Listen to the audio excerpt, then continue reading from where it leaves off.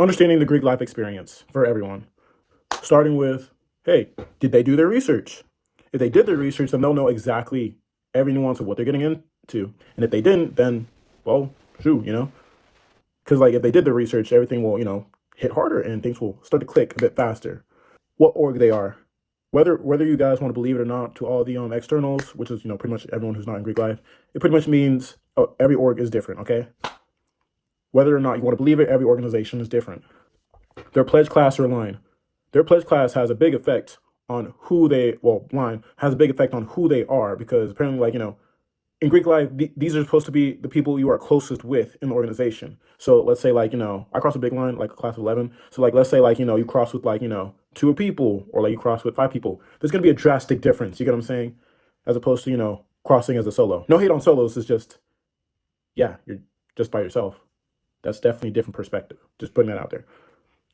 Race, ethnicity, religion, intersectionality. All that plays a factor too, whether or not you want to believe it. For example, like, hey, if you're black joining an Asian interest organization, or like if you're like, I don't know, Asian joining a Latino interest organization, or whether you're white joining uh, South Asian, like it all adds up. You know what I'm saying? Like it all adds up.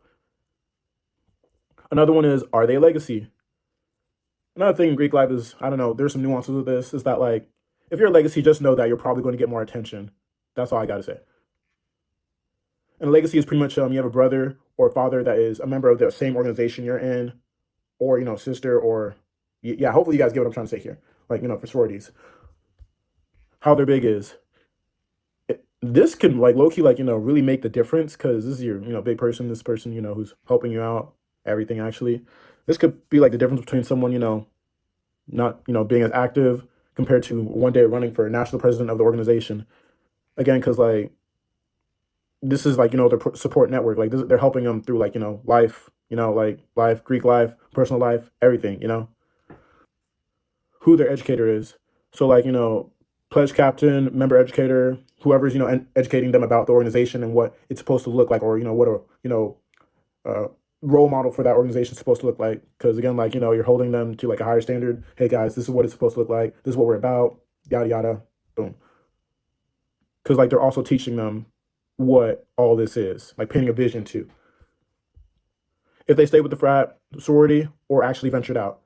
Because like if you just stayed with the organization and never actually bothered to venture out, like meet all these other organizations, councils, or let alone even go visit another chapter, which is like another university, then you'll have like a really closed-minded, small perspective on what Greek life truly is. You get what I'm saying?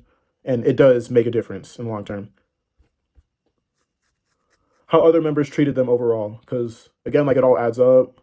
If it was good and they just mishmash well, then yeah, that makes a impact. And if it was bad, then like overall, who knows? And last one is how people perceive them being a member from outside, or like externals. That's kind of like the name for them. How they all perceive them being a member of so and so organization when they see you like doing org stuff, or like when they see you with everyone else. How do they perceive you? Because this is something that intersectionality also plays a role into.